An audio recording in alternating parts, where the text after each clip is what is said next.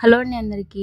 మొన్ననే ఉరుసు అయిపోయినట్టుంది కానీ మళ్ళీ నెల ఉరుసు అయితే వచ్చేసిందనమాట. నేనైతే మొన్ననే మొక్కుబడి తీర్చుకొని తిరుపతి, శ్రీశైలం, విజయవాడ అవన్నీ మొక్కుబడులు తీర్చుకొని వచ్చేలోపు మళ్ళీ మా ఊరు ఉరుసు అయితే వచ్చింది.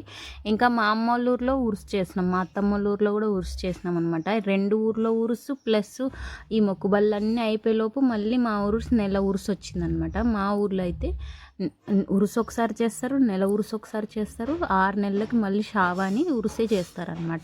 ఇట్లా 3 సార్లు జరుగుతుంది సంవత్సరంలోన.